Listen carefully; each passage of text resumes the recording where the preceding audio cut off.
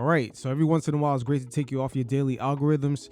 And in this segment right here, we're going to get into a multi-layered bag, as some of your favorite athletes are taking bad deals when entering into the media/podcasting space. This right here is going to be a two-part segment, as Patrick Beverley did have a show with Barstool Sports, them using his name, likeness, and image in order to build up a show just to have a personal legal situation and eventually get kicked out. The same pillaging of an audience took place with Gilbert Arenas and his partnership with Underdog Fantasy, as they did build up a channel just for Gil to get into some personal legal situations, and then they switched the whole name of the show from Gil's Arena to The Arena. I mean, shit, Underdog went even as far as hiring Skip Bayless and a whole other crew, placing more resources under that show versus the original show that helped them build up that channel. Again, in this segment, it's going to be a multi-layered bag, as this very same formula was used among the many popular online streamers on Twitch. They actually validated themselves by letting famous celebrities/rappers come in and pillaging those audiences to build their own brand. A lot of your favorite celebrities entering the online media space are not asking the right questions. How are their likenesses being used for opportunities such as merch and marketing campaigns? What are the splits on Spotify, YouTube, certain endorsements, etc.? Are they being held back from competing against rival advertisers? Let's say in Pat Bev's situation, he can't work with DraftKings or FanDuel. The word on the street is that a lot of these athletes are in 75-25 deals.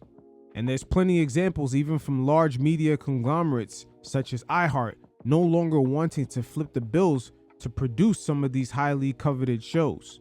They went on and did a deal with Netflix, even though that platform doesn't necessarily have the support system in order to make sure those podcasts keep on growing.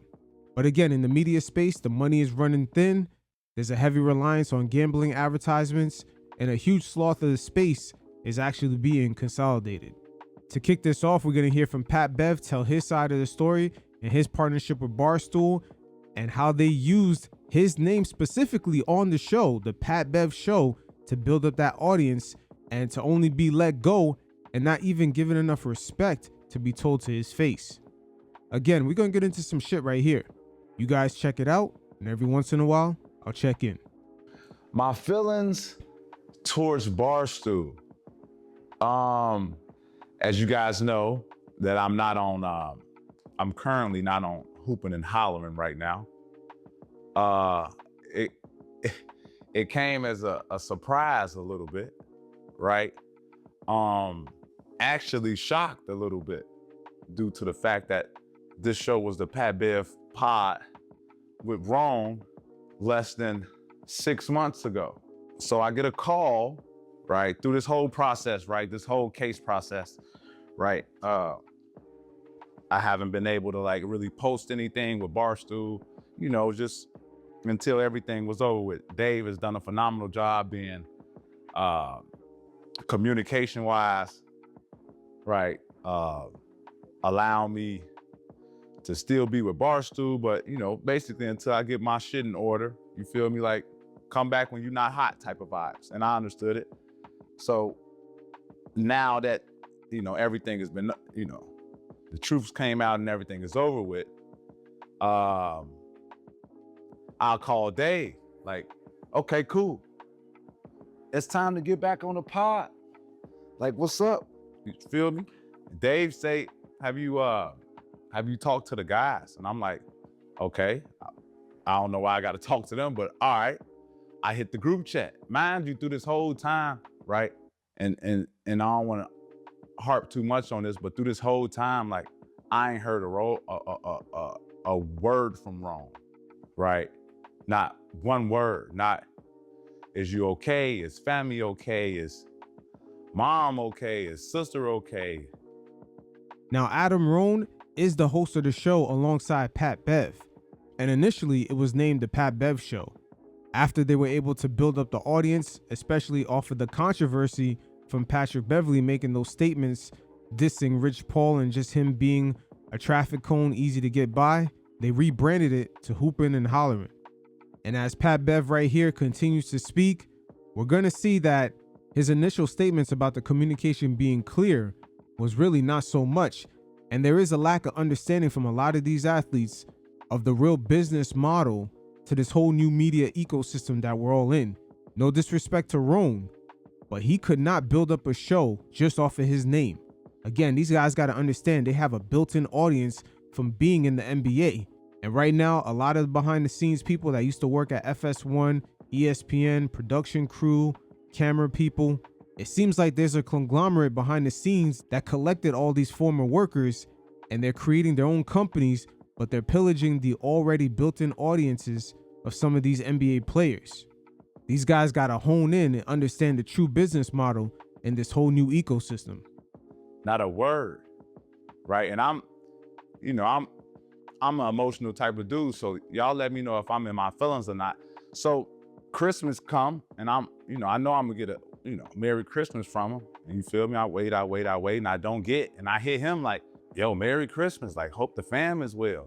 He hit me back like, oh man, was caught up with the family. Yeah, hope all is well. Mind you, I haven't talked to Ron on the phone since this situation has happened. Not one time. You talking about this? Like me and Ron go deep. Like, you feel me? Like I was there when his kids got baptized. So like, excuse me if I feel some type of way, right? Not from Barstool, just from the homie. This was the Pat Bev and Ron. We got 278,000 subscribers together. We got a YouTube plaque together. You feel me? So like, this is my dog. Like I thought, like, you feel me? This is my dog. So no, Pat Bev, you helped them get that YouTube plaque. They could never have got that just off of Ron's name. Again, because a lot of these athletes probably used to paying certain people to do the behind the scenes things. They don't really understand the business model or just overall how these YouTube channels or just the podcasting space really works. But their likeness has a major value in the space. The streamers that are out there on Twitch and Kick, they understood this real early, and they finessed a lot of the celebrities, pillaging their audience, gaining validation, understanding that there would barely be a translation between that audience consuming whatever those celebrities were selling, and they gained 10 times more from the interaction. There is a generation within the media and also within advertisers who just look at a large number of people watching something, but there are microtransactions that are happening and just audience building that they're not yet picking up on, and it has 10 times the value. I hit the group like, yo, I'm back, boys. I'm ready to work. You feel me? Like, man, stuff is past, man. Y'all been holding it down. I'm ready to get back to work. Ron reached out to me, man. I know you glad this is over, this. I'm like, all right, so okay, when do we start? And then they go quiet. And I'm like, they like, have you talked to anybody? I'm like, talk to anybody? Like, I talked to Dave. Dave say, have I talked to y'all? I talked to y'all. Y'all tell me, have I talked to somebody else? So me and Dave get on the phone. And Dave, shout out to Dave too, man. Solid dude since day one. Like from him finding me into where I am right now, media-wise, he's been a phenomenal, right? I talked to Dave, and Dave hit me like, yeah, the guys wanted me to reach out and tell you that, they want to keep going how the party is now. Why the fuck does Dave Portnoy, the owner of Barstool Sports, sound so fucking unsure? The whole network belongs to him. Those guys can never dictate to him what's gonna happen. He's looking at the data behind the scenes and understands that the show has a consistent audience that was already built up off his name. And even with Pat Bev being out because of his legal situations, he's at a point where he no longer has to shell out extra money for the main celebrity draw. The audience is built in, and it's gonna be consistent going forward. You've been gone for 3 months, and they wanna, just keep that going right now. And I'm like, what guys? Like, what guys are you talking about? Like, he's like, the guys from the pod. And I'm like, why are you telling me this? Like, why hasn't, you feel me? I'm talking about producers. Like, I'm talking about I got people who produce the show currently. I had them sleeping on my couch in my house, bought them beds, have my chef cook them meals. Like, and a lot of those people he's making reference to right here are the crew members that used to work behind the scenes at ESPN, FS1, and the other major broadcast networks. Again, we're going to get into a nice mixed bag with this one. There's a lot of entities that capitalize off of just the mass layoff at these networks, the already built-in audience from former players who retired, and they combined the two, and right now it's created a lane within the media space. I still ain't heard from them. Excuse me if I feel some type of way, y'all. Excuse me. And y'all let me know if I'm wrong. You feel me? I'm wrong a lot. But I'm a real dude. So y'all let me know if I'm wrong or not for feeling this type of way. I say, Dave, why are you telling me this? Like, why ain't nobody from the pod like telling me this? Yeah, they told me to reach out to you, right? And I'm like, okay, so what you saying? Like, what you saying? I'm just saying that guys don't want you on the pod. I'm like, but we was just doing numbies on the pod, right? We was me, J. Will, Wrong, first episode 119,000, second episode 94,000. Now ask yourself this: will all those people tune in if it was just Rome by himself? Nobody really knows who these guys are. But again, they're pillaging the audience from the former NBA players. Pat Bev, don't worry, I got you. This is why the space has entities like me right here.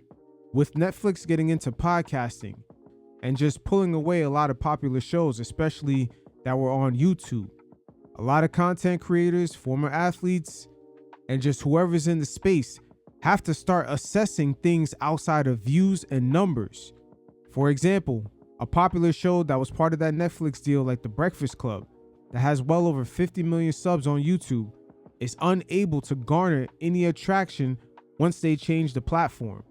Taking a step back, we gotta ask ourselves, did they really have fans, or did they have people that subscribed to them that were fans of the convenience of YouTube? Spotify and Apple Music play the same game.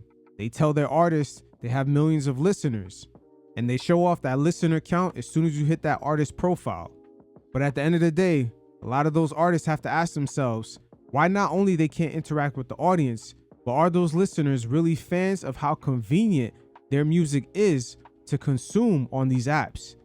Again, these platforms are designed to make you believe that you have fans, but at the end of the day, the consumers are really fans of the convenience of that very same platform. Now, in this instance, with Pat Bev just having to start from scratch, he's going to really find out what those numbers really mean when he's looking for that very same audience to transfer over to his channel. Again, when you're doing numbers on these platforms, it's really based off the convenience that the platform provides for that audience to consume your product. The moment that they have to do any kind of work, there's a major drop off. Second episode 94,000. Like, you feel me? Like, we've been doing numbies. Like, I say, all right, cool, right? Cool. And Dave told we chop it off about 30 minutes, right? We hang up. I hit wrong. Text him. Like, damn, dog, like, you could have warned me about the bullet I was about to get, right? I thought we was friends, right? I thought we was, you feel me? Like, but regardless, it's always love wrong. You know the vibes. Like, you know the vibes. You feel me? Like, you Brody, to me still, right? Like, you know the vibes. Wrong hit me back like, yeah, man, I just found out 15 minutes ago before you talked to Dave. Like, I guess they made a business decision. So I'm really confused right now, right? I'm really confused. If we live in a place where it's innocent until proven guilty, and I'm innocent, I don't understand why, like, but that's a whole nother story. So yeah, that's the reason why I'm not with on the pod right now on Hooping and Hollering. But it's no, let me get this clear so everybody understands. There's no beef, no shade, no anything. I just know, like, I'm gonna get asked this question, so I'm gonna just answer it right off the top. Like, this is what was told to me, right? Even though we have a contract, right? I don't know if you feel me. If I didn't like a teammate, I just couldn't stop working with the teammate because I didn't like the teammate. Again, that's not how it works contractual wise. So now here's another interesting dynamic with these athletes just sort of signing up with these major networks. When it comes to this podcasting space, you could look at Shannon Sharp. He's with Better Collective, Cam Newton, Underdog Fantasy, same thing for Gilbert Arenas. And I believe ESPN did invest a little bit into the Stephen A. Smith show as he was promoting that initially when it started on that network. That is the sign right there that ESPN was involved. The fact that they let him rock out like that. But just dialing this right back in with Pat Bev saying that he was contractually obligated to continue working on the show. I'm not sure if a lot of these athletes understand that they could come into the space not necessarily having to sign these contracts. They already have the equity of just having a built-in audience just from their name, image, and likeness. Also, for them to run a show, it does not cost a lot of money. Some of these guys probably think that you need an ESPN background staff with camera crew, makeup artists, etc. But a lot of the most successful shows in this space are ran on very thin margins. Matter of fact, because most of them are already multi-millionaires, they could fund this whole operation themselves. Once again, we're going to get into it because in the second part of this segment, Gilbert Arenas speaks to one of the most successful NBA content creators within the space, and he does not have the pocket size nowhere near what Gil has.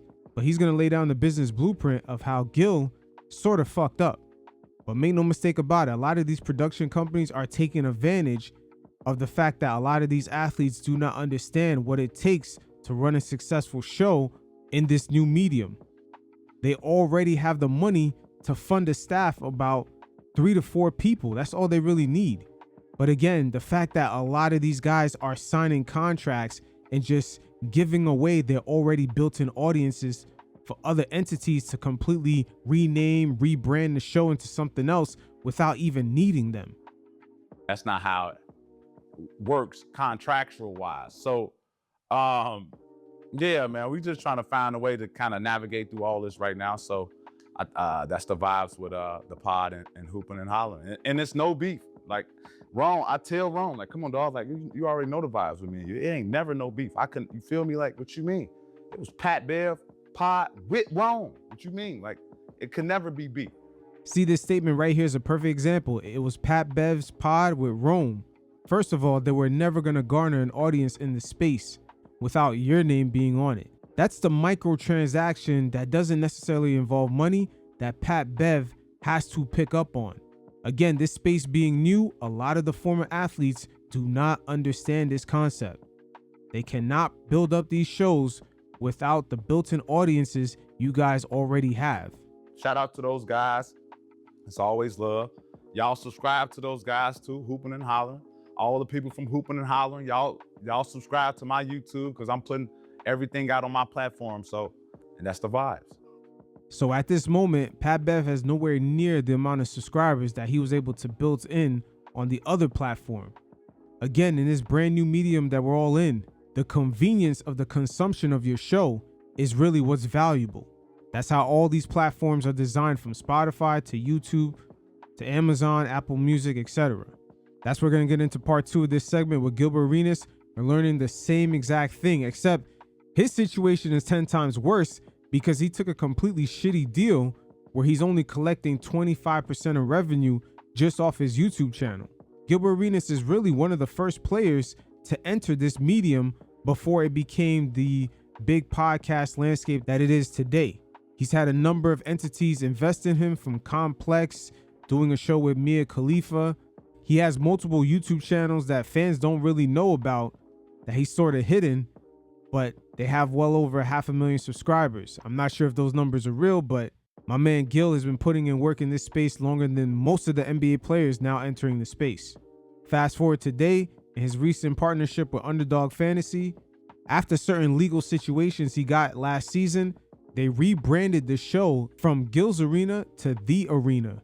Also, there was a built-in studio that was in the basement or just somewhere in Gilbert Arenas' house that Underdog put the money up to build, and it got to a point where they realized he no longer pushes the needle. And not only they rebranded the show, they hired Skip Bayless and a whole other crew of hosts, as their whole real business model is to get fans to sign up for subscriptions under their gambling app. But right here, Gilbert sat down with one of the most popular NBA content creators, Lowlights, and even Low, who never had multiple NBA $1 million contracts in his bank account already, just schools Gilbert on the fact that he fully got finessed within this space. These are definitely interesting times because even though some of these guys are millionaires, they do suck when it comes to business. You guys check it out, and every once in a while, I'll check in. What was the most viewed sports show on YouTube in January of 2025? January? You mean January, February, March, April, May, June? What? And July. Okay. Gil's Arena. Oh, you mean Gil's all Arena. the way until we took a break? Until we take a break. Oh, Gil's Arena. Yeah, Gil's Arena. Easy. That's I just So it's like, so y'all just cutting it out so so the football show can breathe, or what y'all doing? Yeah. Lo, these are great questions. I think we gotta wait till the. You know what it is, Lo? Season's over. And here's the business part. You have to wait till the football season is over. Oh, okay. So from the business So side, y'all got to get the fuck out the way. So now, from the business side of it is when it comes to like fantasy and betting companies, for some reason, football generates more money. Now, Gil, why the fuck would you partner up with them knowing that you're an NBA player? Again, just to start off this segment, they're evaluating the wrong stats. Oh, who was the most watched NBA show? It was our show, etc. None of that shit matters. If you're gonna partner up with an entity, you have to make sure you're aligned. Underdog Fantasy could have never built up Gil's Arena without using the built-in audience of a former NBA star. But this shit gets worse. Right? So, like, football season, on how everything goes every week, a lot of these companies make a lot of money during the football season. So how they're going to do for the year is depicted on football, not basketball. So no matter how great our numbers are, business-wise, football generates the most money with the fantasies and all of that. So it's not about how great our show is, it's how much money is generated through the sport. We were just an anomaly. No one knew we was gonna bust out like we did, right? They had us as basketball, and they had like 9 football shows, and we was outperforming all of them combined. Times 10. But you're saying y'all generate more for fantasy, not from a viewership standpoint. No, we do both. We outperform everybody in both categories. I'm saying for y'all though. I'm assuming the reason why is because they are willing to provide more for the football show. Yeah, I guess it's they got a football show that they think can help them get those numbers that they're looking for. The numbers that they're looking for is not the viewership. It's really the signups for their gambling app that comes off that viewership. They're investing into Gil's Arena for that reason. The NFL has always had a higher percentage of fans who gamble in the game versus the NBA. So this partnership was already flawed from the jump because that is Underdog's main business model. They don't necessarily care about the media side to this whole venture. They just needed to translate into signups within the app. Again, for some of the NBA players, I know y'all be watching on the low, but understand who the fuck you partnering up with, because they will leave you out here looking like a $2 hoe. They got a football show that they think can help them get those numbers that they're looking for, so they want to try it out. So they're gonna try it out for this year and see what happens. Shout out, man. Shout out. No, but Lo, I'm gonna be on playback. We're gonna be on playback, Lo. So So I'm gonna do my thing, Lo. It don't matter. We're gonna be on here. Yeah. We just ain't gonna be in the arena. Although I got that media credential too for we're gonna be in office, Lo.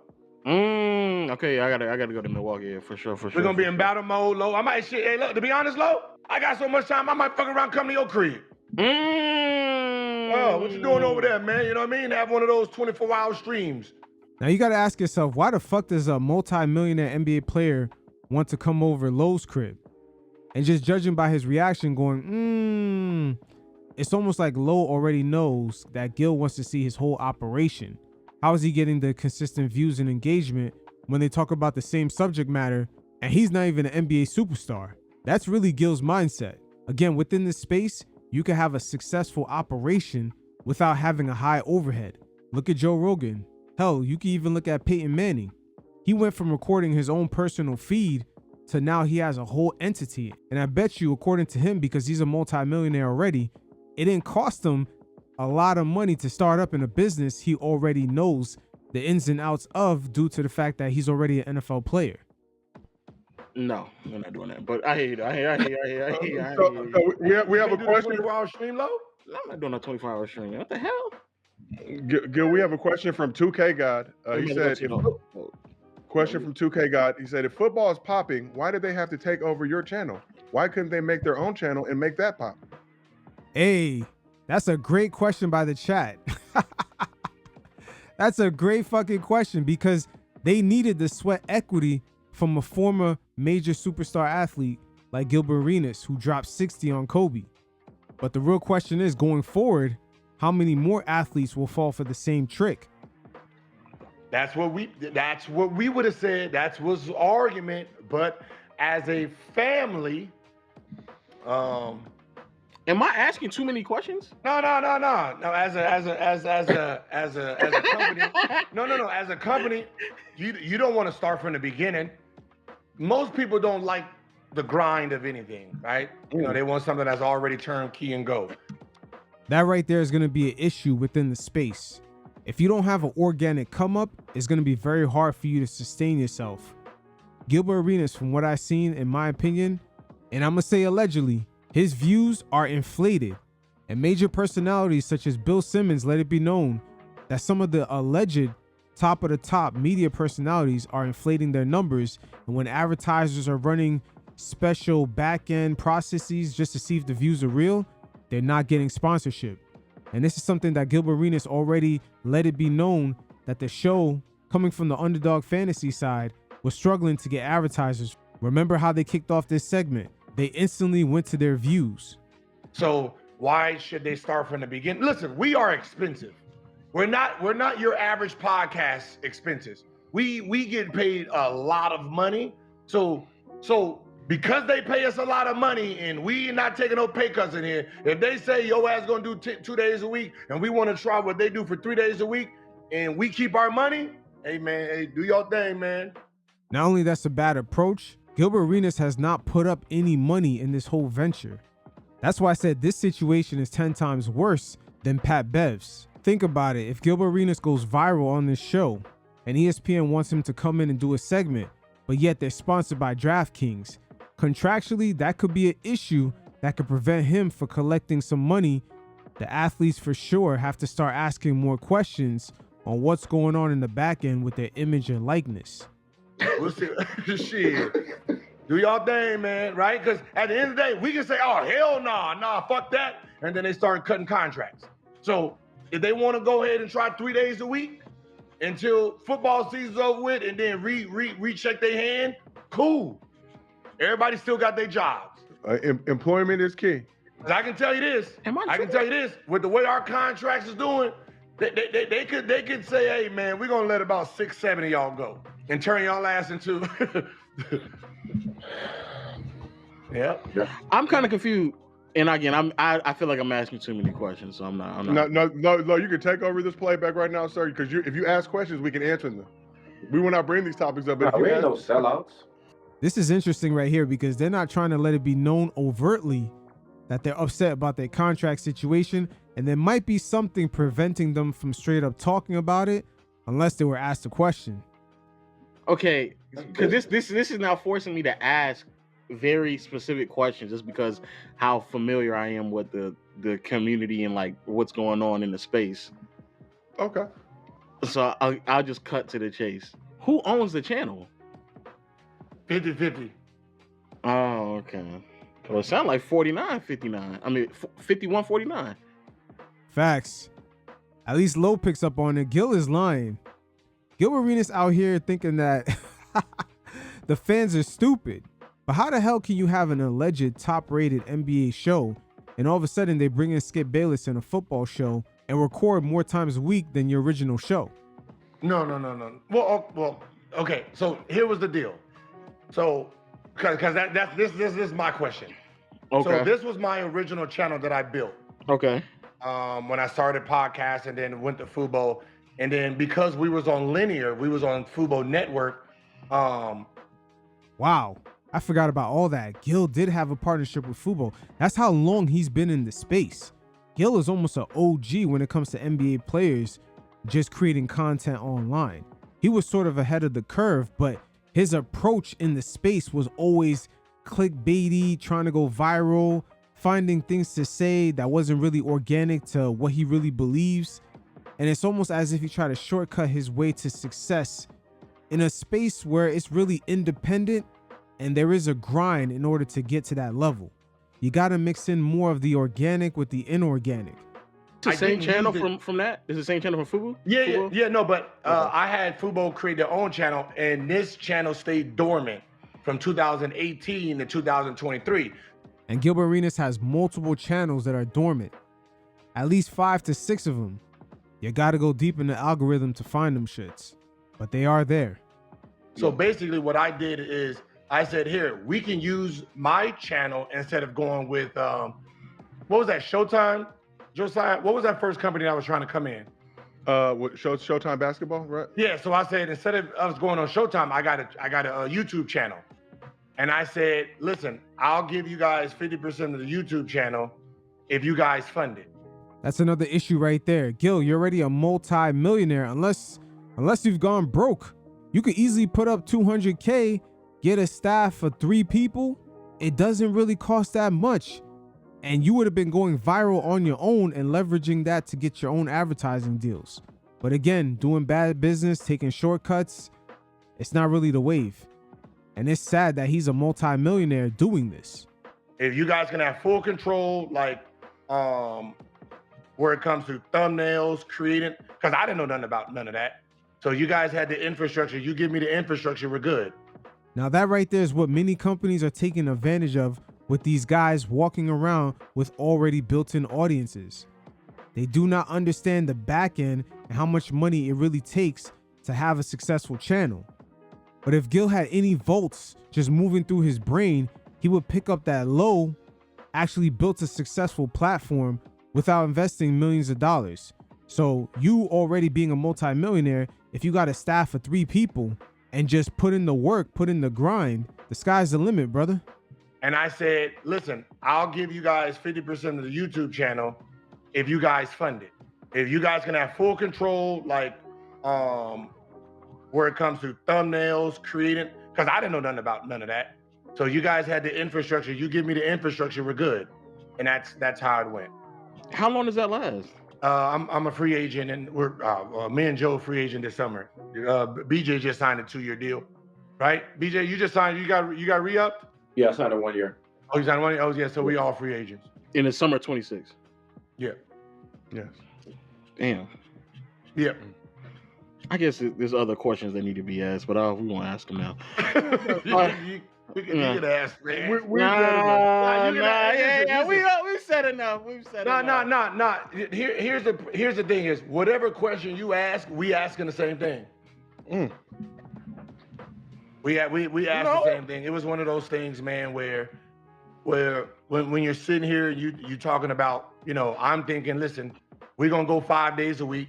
They're gonna start a new channel, and they're gonna do, they can start off at 3 days a week. And I was like, well, we don't spend this kind of money for those guys, and we have y'all big contract. As a business, we're not really making any money off you guys. You guys are doing great, but the sponsorships ain't coming in. Wow, right there. The sponsorships are not coming in. Again, in the beginning of the segment, they mentioned their numbers.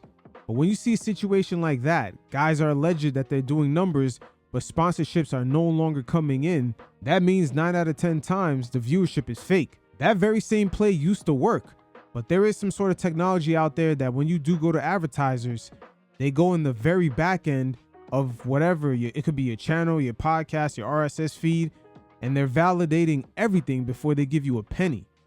So how the fuck does a show that's doing numbers, got YouTube plaques, or whatever the fuck they're bragging about that really means nothing, how they can't get a sponsorship deal?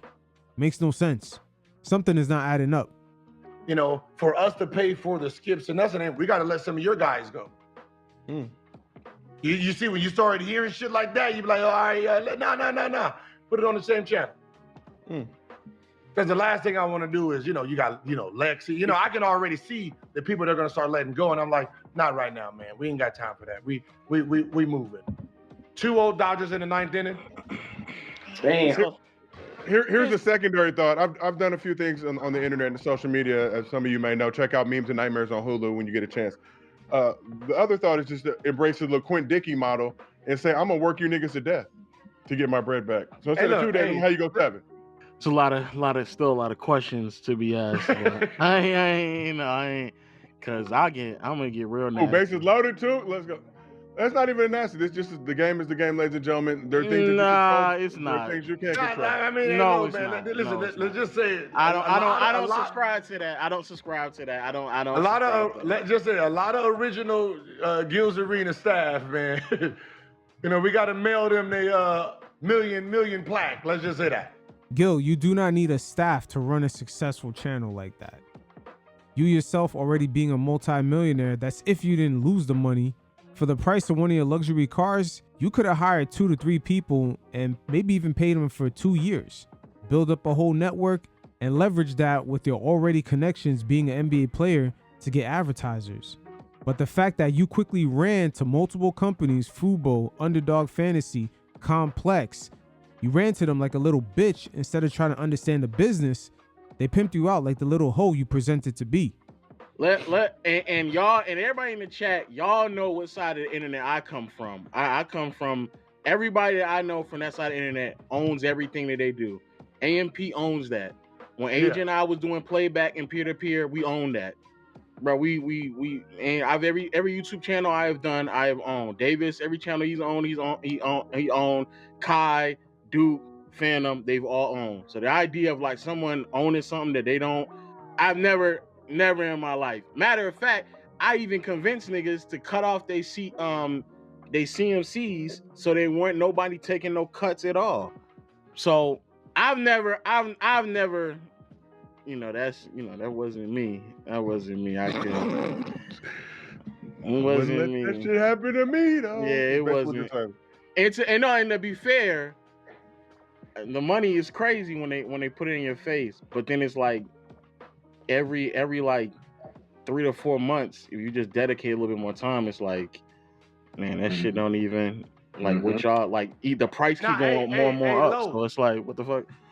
Even Low picks it up. The fact that these guys took a shortcut, now they're getting what they're getting.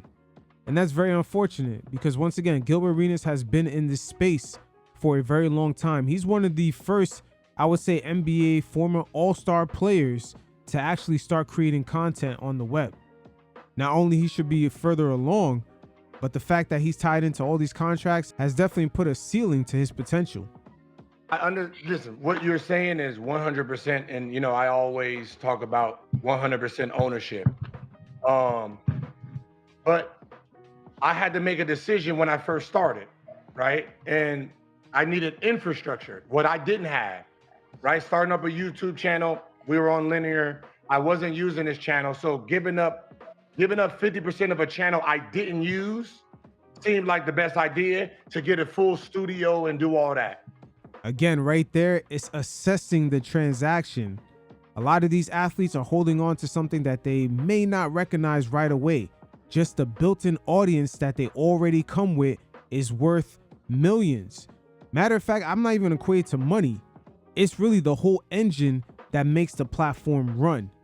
Underdog could have never built a channel with 1 million subs without having a former NBA player who was already creating content being ahead of the curve 10 to 15 years ago. That's something right there that you can't put a price on. And Gilbert Arenas giving that up just to have a built-in studio. My guy, you're a multi-millionaire. You couldn't build that shit yourself? Right?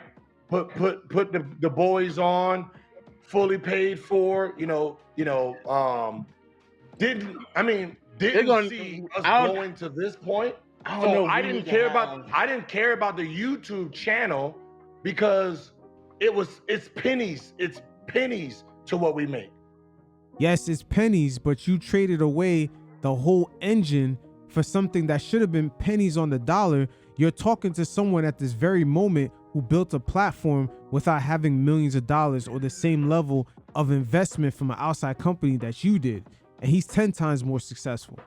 Right here, it looks like Gilbert Arenas has envisioned himself within this whole content space, producing a show on the same level as, I don't know, a Sports Center or just one of these highly produced shows on television.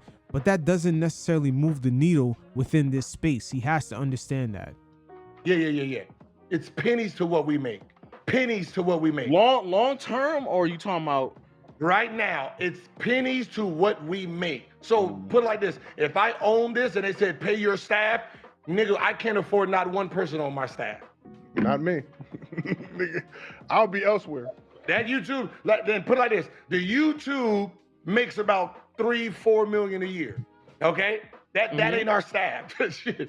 Just say that our staff is way over 4 million a year. Right now, he's talking to lowlights who doesn't even have a staff that even equates to $1 million a year. And yet he's built a 10 times more successful platform without already having a built-in audience from being an NBA superstar. You know, in today's world, it's a little bit of a flaw how people look at things from the top down. But if Gil continues to want to do that, he could look at Joe Rogan and see that he really kind of popped off with a staff of about 3 people. Might be a month. 4 mil a month. I don't know. Yeah, I get what he's saying. I get what he's saying. I get what you're saying. So to give up 50% and y'all take care of that, and we just entertain and you build the structure, you do all that. That was the investment that I had to do. And then this next summer we'll reevaluate it. But listen, I'm like you. I'm a content creator, right? So I consider myself the tree. I'm the tree that makes fruit. I can move on from channels and start back up and do me, right? I understand how to create and do this from an entertainment standpoint. So I don't want to have 100% of something if I can't maximize it myself. Now, when the summer comes, I can maximize it. But when we first started, I didn't know nothing about nothing. Yeah, okay. And that has left him in a position where he let an outside company build a whole studio within his house and at the same time remove him from that show, even to the point where he can't enter that space within his own house. Shit, if Skip Bayless is in his house the next morning, he might be able to see his girl in a certain nightgown and tell him, hey, just stay out of the basement. She could come down here, but not you. Ain't that a bitch? You know, I was just on YouTube Beef Streets, you know, talking shit to Kwame Brown. Yeah. That was it. And from there, I built 1, 2, 3, 4 studios in that time frame. You know, so now it's time we can all do what we got to do. I got Amazon, I got Netflix, I got everybody barking. And none of them had a bite. Matter of fact, Amazon went with another show with Keenan and Kevin Hart. A fucking sports show with Keenan and Kevin Hart? That's kind of crazy.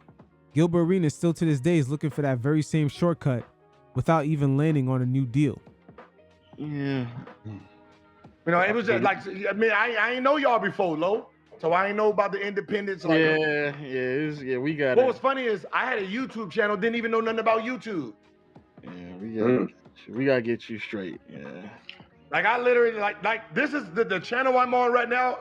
This was my YouTube beef channel that I was on. Come on, bro. I didn't know nothing about YouTube with a 118,000 sub YouTube channel. So, you know, when I was looking at the money, I didn't know what was on there. Yeah, I hear what you're saying. I hear what you're saying. But I think, like, if I have to take it back low, I'm doing it the same way. You still do it the same way? Yeah. Damn, you see Lowe's reaction? You'll still do it the same way? Shit. This motherfucker is stupid. And Gil throughout his career has always been a dumbass. Let's not get that twisted. The NBA actually never suspended him for his gun incident within the locker room.